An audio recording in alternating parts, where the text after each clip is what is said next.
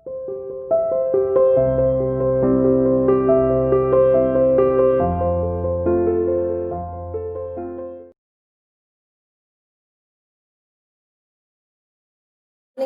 Welcome to CR international school online classes. आज हम कक्षा 10वीं का एक विषय पढ़ रहे हैं, वाच्य। इससे पिछले दो वीडियो में हमने वाच्य के दो भेद पढ़े, एक कर्तृवाच्य और एक कर्मवाच्य। आज हम बात करेंगे वाच्य में भाववाच्य की बात। भाववाच्य में आपने क्या करना है कि भाववाच्य में जो सेंटेंस होगा, जो वाक्य होगा, वो आपके भावों से संबंधित होगा, फीलिंग से संबंधित होगा और आपके इमोशन से संबंधित होगा। तो उसमें क्या है कि क्रिया का फल जो है, उसमें क्रिया का फल करने वाले के भाव पर पड़ता है, ना तो कर्ता पर पड़ता है और ना कर्म पर। क्योंकि पिछले वीडियो में हमने पढ़ा है कि कर्तृवाच्य में क्रिया का फल कर्ता पर पड़ता है और कर्मवाच्य में क्रिया का फल कर्म पर पड़ रहा है। तो यहाँ पर भाव में क्रिया का फल किस पर पड़ेगा? करने वाले के भाव पर पड़ेगा। अब यहाँ पर कुछ नियम है कि उसके साथ नेगेटिव सेंटेंस आते हैं, उसके साथ असमर्थता का भाव आता है, उसमें वो लगता है कि सेंटेंस जो कह रहा है उससे ये काम होगा नहीं, इस तरह की फीलिंग आपको आएगी। मुझसे पढ़ा नहीं जाता, मुझसे खेला नहीं जाता, कि वो अपने खेलने में असमर्थ है, वो खेल नहीं सकता, ये भाव आपके इसमें आएंगे। तो भाववाच्य को पढ़ने के लिए तो चलते हैं भाववाच्य को पढ़ने। बेटा, आज हम बात करेंगे आपके पाठ 2 वाच्य की। और वाच्य में हमने पढ़ा था पिछले वीडियो में आपका कर्मवाच्य, और उसी को आगे बढ़ाते हुए आज हम पढ़ेंगे भाववाच्य। ठीक है, भाववाच्य क्या होता है? जिन वाक्यों में भाव की प्रधानता हो, यानी जो आपके इमोशन है, जो आपकी फीलिंग है, उन्हीं को महत्व दिया जाए या वही आपके वाक्य में लीडर हो, उसे क्या कहेंगे आप? भाववाच्य कहेंगे। ठीक है, अब इसकी पहचान क्या है? इसकी पहचान है या नियम नंबर 1 है, कर्ता के साथ ज्यादातर का मतलब अधिकतर, आप जितने भी सेंटेंस देखोगे मोस्टली के साथ से का प्रयोग आपको मिलेगा। क्या ध्यान रखना है? भाववाच्य में क्या मिलेगा आपको? से का प्रयोग मिलेगा। लेकिन ध्यान रखना है कि पिछला जो वीडियो बनाया था मैंने, उसमें मैंने कर्मवाच्य में भी से लगाया था। ठीक है, तो अब ध्यान रखना, कंफ्यूज नहीं होना। से इसमें भी लगता है, ठीक है, इसमें 100% लग जाता है। ठीक है, लेकिन उसमें बताया कि कभी कभी सेंटेंस के साथ से का प्रयोग हो जाता है। तो ज्यादातर से का प्रयोग इसमें मिलेगा, लेकिन कभी कभी द्वारा भी लगाया जाता है। जैसे कभी कभी उसमें से लगाते थे ना, ऐसे कभी कभी इसमें द्वारा भी लगता है। तो पहचान क्या हुई? से आएगा, ठीक है, लेकिन कभी कभी आपको द्वारा भी मिलेगा। जैसे राम से लिखा जाता है, सेंटेंस दिया उसने, राम से लिखा जाता है। अब कर्ता के साथ से का प्रयोग है, आपने देखा, यानी कि नियम नंबर 1 आपका क्या हो गया? प्रूफ हो गया कि उसके साथ क्या है? से का प्रयोग है। और दूसरा नियम जो इसमें दिया हुआ था कि भाई कभी कभी द्वारा का प्रयोग भी करते हैं हम इसमें। किसमें? भाववाच्य में। जैसे माँ द्वारा चला नहीं जाता, यानी कि कर्ता के साथ क्या जुड़ा हुआ है? द्वारा जुड़ा हुआ है। यहाँ कर्ता के साथ क्या जुड़ा हुआ है? से जुड़ा हुआ है।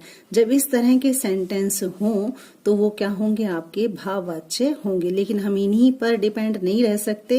ये तो प्रूफ हो गया, लेकिन कभी कभी आगे और भी दिक्कतें आएंगी, जिससे हमें ये देखना है कि जब कभी कभी कर्मवाच्य में भी से आता है तब कैसे पहचानेंगे, तो उसकी बात हम बाद में करेंगे।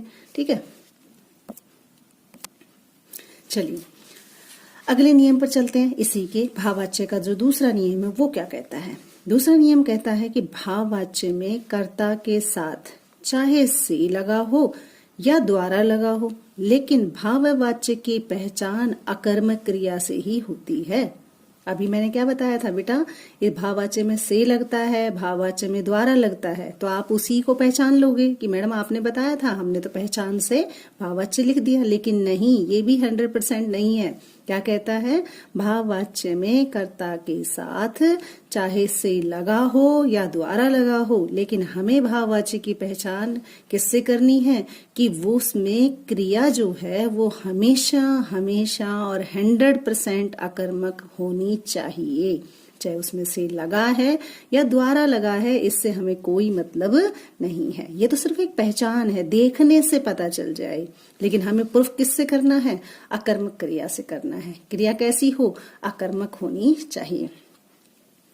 आपको मैंने सकर्मक और अकर्मक क्रियाएं निकालना सिखा रखा है, फिर भी मैं यहाँ पर एक बार दोबारा कोशिश करके आपको दिखा रही हूँ। उदाहरण दिया मैंने कि राम से लिखा जाता है, ठीक है, ये एक सेंटेंस है। अब पहली बात तो ये कि नियम नंबर 1 कहता है कि कर्ता के साथ से का प्रयोग हो तो वो भाववाच्य होगा, ठीक है, ये तो नियम पक्का हो गया, ठीक है, ये नियम तो यहाँ प्रूफ हो गया। लेकिन दूसरा नियम क्या कहता है कि चाहे से लगा हो या द्वारा लगा हो, लेकिन हमें भाववाच्य की पहचान किससे करनी है? अकर्मक क्रिया से करनी है, ठीक है। तो अकर्मक क्रिया कैसे निकालेंगे? तो मैंने आपको बताया था कि आप सेंटेंस को 3 पार्ट में डिवाइड कर लो, उसमें कर्ता को अलग कर लो, उसमें क्रिया को अलग कर लो, उसमें कर्म को अलग कर लो, और कर्म को निकालोगे कि कर्म सकर्मक है ना, सॉरी, क्रिया जो है अकर्मक है या सकर्मक है, उसकी पहचान क्या है? सबसे पहले क्रिया छांटो, ठीक है। नहीं छांटनी आई तो मैंने आपको बताया था कि आप उद्देश्य और विधेय कर लो, ठीक है।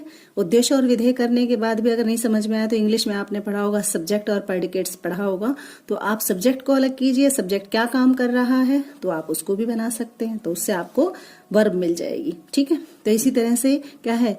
लिखा जाता है, ये क्या है? हमारी क्रिया है, और क्रिया के बाद हम क्या लगाएं? प्रश्नवाचक चिन्ह लगाएं, और क्या किससे क्वेश्चन करें? क्या लिखा जाता है? क्रिया का क्वेश्चन कैसे बनेगा? क्या लिखा जाता है। अब देखिए क्या लिखा जाता है, अब यहाँ पे कुछ है जो लिखा जाता है? नहीं दे रखा ना, यानी क्या लिखा जाता है ये तो बताया ही नहीं, ठीक है। अब यहाँ पे राम से, किससे लिखा जाता है? राम से। क्या लिखा जाता है ये तो नहीं पता, यानी कि कर्म यहाँ पर नहीं है, और जहां पर कर्म नहीं होता वहां पर क्रिया क्या होती है? अकर्मक होती है। यानी दोनों नियम हमारे प्रूफ में आ रहे हैं। से का प्रयोग है, हमने किया, अकर्मक क्रिया का प्रयोग है, ये भी हमने किया, तो ये दोनों से प्रूफ हो जाए तब ये क्या है? आपका भाववाच्य है, ठीक है। चलो और अगला नियम देखते हैं, और हमें क्या क्या ध्यान रखना है, क्योंकि कभी कभी ना कंफ्यूजन हो जाता है, तो आपने ध्यान देना है। ध्यान क्या देना है कि अब सवाल ये है कि कर्ता मिलने पर कर्तृवाच्य होगा, यानी कि हमने कर्ता लिया ना, ठीक है, कर्ता छांट लिया, तो क्या ये कर्तृवाच्य है? नहीं। क्यों नहीं है? क्योंकि कर्तृवाच्य में तो पहचान क्या है कि कर्ता के साथ या तो विभक्ति होती ही नहीं, या होती है तो कर्ता के साथ विभक्ति कौन सी लगती है? ने लगती है, से नहीं लगती, ठीक है। क्या लगती है? ने विभक्ति लगती। किसके साथ? कर्ता के साथ। कर्ता के साथ क्या लगती है? विभक्ति ने लगती है, ठीक है। और भाव में क्या लगती है? से, ठीक, समझ में आ गया। अब वो कहता है कि इसमें, क्योंकि इसमें कर्म नहीं है ना, कर्म नहीं है तो आप क्या सोचोगे कि मैडम या तो ये कर्तृवाच्य है या ये भाववाच्य है। अब यहाँ पे कर्तृवाच्य और भाववाच्य में कंफ्यूज हो रहे हैं आप, तो इसकी क्या पहचान है? वो ये कह रहा है कि सवाल ये है कि कर्ता मिलने पर कर्तृवाच्य होगा या नहीं होगा, ये नहीं पता। क्यों? क्योंकि कर्तृवाच्य के साथ कर्ता की या तो विभक्ति होती ही नहीं है, या होती भी है तो कर्ता के साथ ने मिलता है, से नहीं मिलता, ये हमें ध्यान रखना है। तो ये कर्तृवाच्य तो हो ही नहीं सकता। अब दूसरी बात, दूसरी क्या है कि अब पहली बात की कि कर्ता के साथ से है, ठीक है। दूसरी बात कर्म नहीं है, यानी कि अब पहली बात तो क्या प्रूफ हो गई थी भाई? ने है, तो ये कर्तृवाच्य तो हो ही नहीं सकता, ठीक है। अब यहाँ पर बात कह रहा है कि पहली बात में कर्ता के साथ क्या लगा हुआ है? से लगा हुआ है, लेकिन दूसरी बात क्या है कि उसमें कर्म नहीं है, से भी लगा हुआ है, कर्म नहीं है, तो यहाँ पर क्या होगा? भाववाच्य ही होगा। क्यों? क्योंकि कर्तृवाच्य में ये बताया था कि कर्ता के साथ क्या लगा हुआ हो? से लगा हुआ होता है, और क्रिया अकर्मक और सकर्मक दोनों हो सकती हैं, ठीक है। लेकिन कंडीशन क्या रख दी है वहां पर कि कर्ता के साथ ने का प्रयोग आपको मिलेगा, ठीक है। तो कर्ता के साथ ने का प्रयोग है तो 100% वो कर्तृवाच्य है, ठीक है। लेकिन चाहे वो प्रत्यक्ष रूप से शामिल है या नहीं है, इस बात का कोई वो नहीं है, लेकिन हम क्या पहचान करेंगे कि कर्तृवाच्य के साथ यदि से लगा है, और से लगने के बाद भी हम ये देखें कि उसमें कर्म नहीं है, ठीक है, से लगा है लेकिन उसमें कर्म नहीं है, तो वहां पर आपको भाववाच्य ही करना है। यानी कि भाववाच्य की पहचान क्या है, से लगा हुआ हो और कर्म नहीं हो वहां पर, अर्थात क्रिया क्या हो, हमेशा अकर्मक रहेगी। किसमें, भाववाच्य में। भाववाच्य में क्रिया अकर्मक, ठीक है, और कर्मवाच्य में क्रिया हमेशा सकर्मक। अब बच गया हमारा कर्तरी। तो कर्तरी के साथ क्या देखना है, हमें ने देखना है, चाहे वो क्रिया सकर्मक है या अकर्मक है, इससे कोई फर्क नहीं पड़ता। कर्ता के साथ तुरंत बाद देखो कि क्या लगा हुआ है, तुरंत बाद, ठीक है। चलिए अगला वो आपका नियम क्या कहता है, तीसरा नियम क्या कहता है इसका, भाववाच्य का, कि भाववाच्य में यानी इसमें मतलब भाववाच्य में अधिकतर जो वाक्य होते हैं वो निषेधात्मक होते हैं, यानी कि नेगेटिव होते हैं।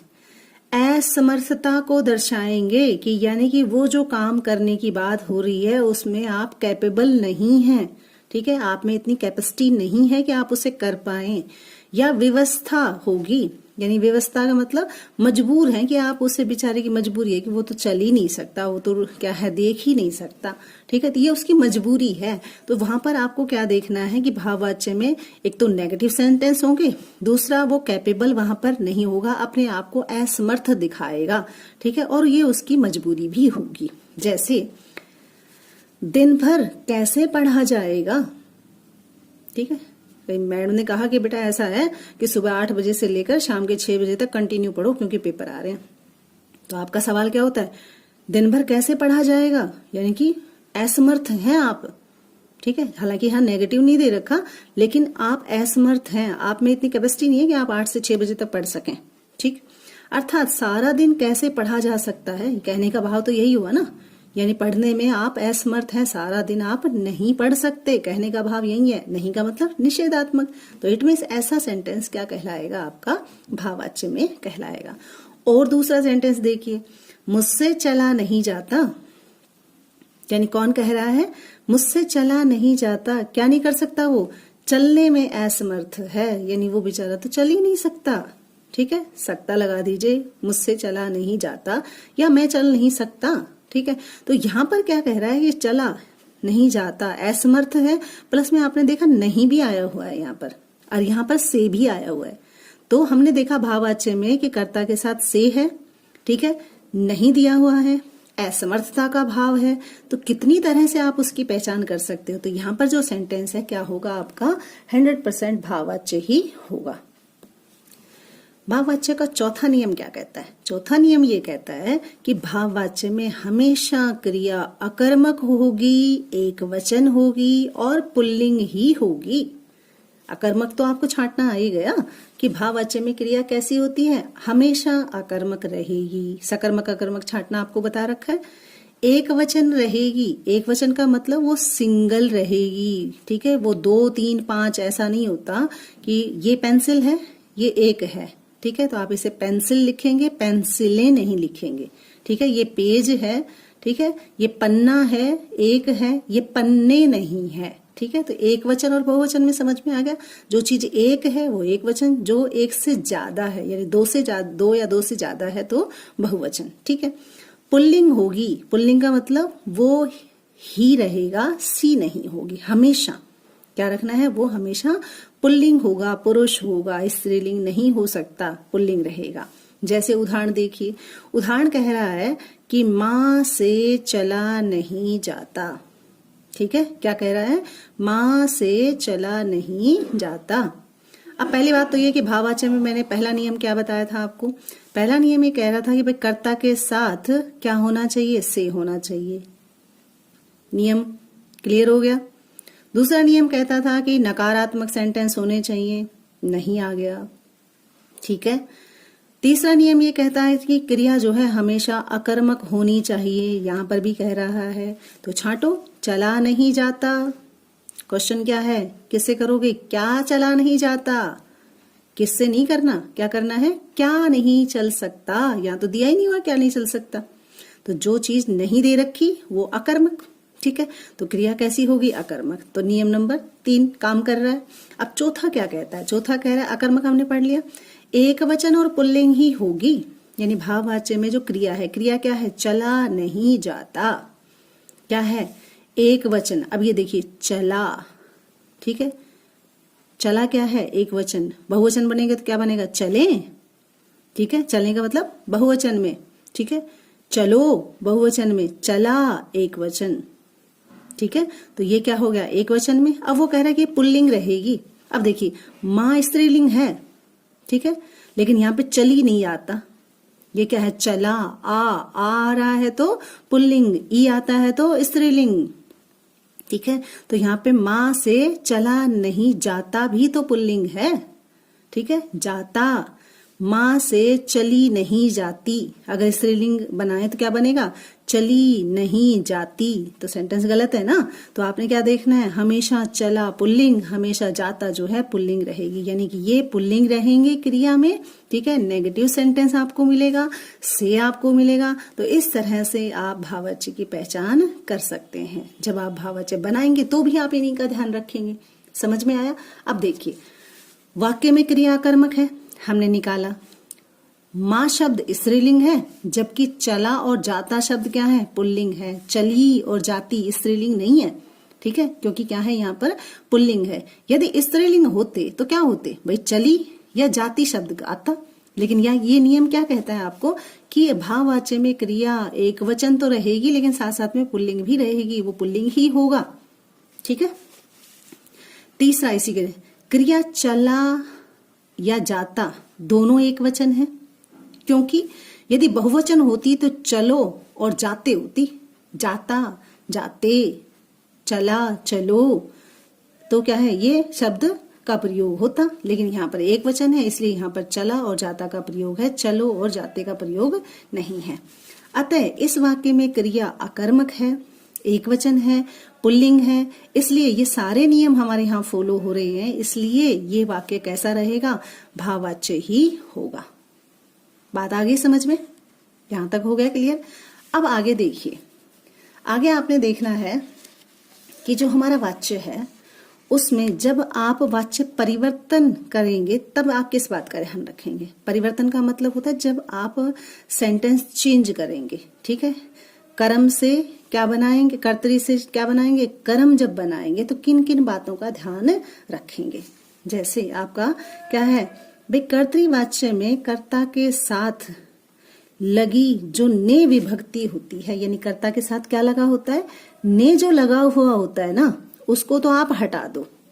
ठीक है, और उसके जगह पर क्या लगा दो? के द्वारा लगा दो। कब लगाना है? कर्तृवाच्य को जब आप कर्म में बदलो, कर्तरी से कर्म बनाओगे तब क्या करोगे? कर्ता के साथ ने जो लगा हुआ होगा उसे हटा दोगे और कर्ता के साथ ने की जगह पर क्या लगा दोगे? द्वारा लगा दोगे। जब आप के द्वारा या द्वारा लगाएंगे तो क्रिया का रूप जो है बदल जाएगा। किसका बदलेगा? क्रिया बदल जाएगी, जैसा लगाओगे वैसा ही। ठीक है, लेकिन काल समय, यानी कि काल को क्या कहते हैं? समय, वो वही रहेगा, यानी वैसे ही रहेगा। जैसे उदाहरण देखिएगा, उदाहरण देखिएगा, दीपा ने खाना खाया। ठीक है, हम क्या बना रहे हैं?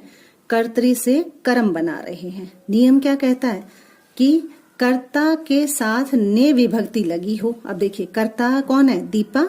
दीपा के साथ क्या लगा है? ने लगा है। नियम क्या कह रहा है भाई? जब आप कर्तरी से कर्म बनाओ तब ने की जगह पर क्या लगा दो? के द्वारा लगा दो। तो दीपा के द्वारा लगा दिया। खाना जो है कर्म वैसा का वैसा आ जाएगा।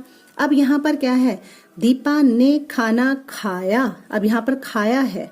ठीक है, अब यहाँ पे देखिए, दीपा के द्वारा खाना खाया। खाया तो ठीक है, गया। अब यहाँ पर खाया मतलब खा चुका, भूतकाल थी क्रिया, तो यहाँ पर भी आपकी क्या रहेगी? भूतकाल ही रहेगी। देखिए, कर्तृवाच्य है लेकिन भूतकाल है, तो आपको भी यहाँ पर भूतकाल ही रखना है।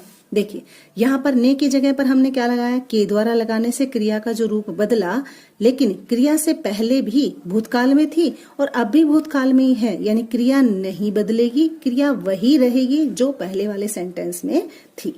समझ में आया? ठीक है, इसकी प्रैक्टिस करो। अगले वीडियो में और विस्तार से आपको बताते हैं। तब तक पढ़िए और ध्यान दीजिए। धन्यवाद।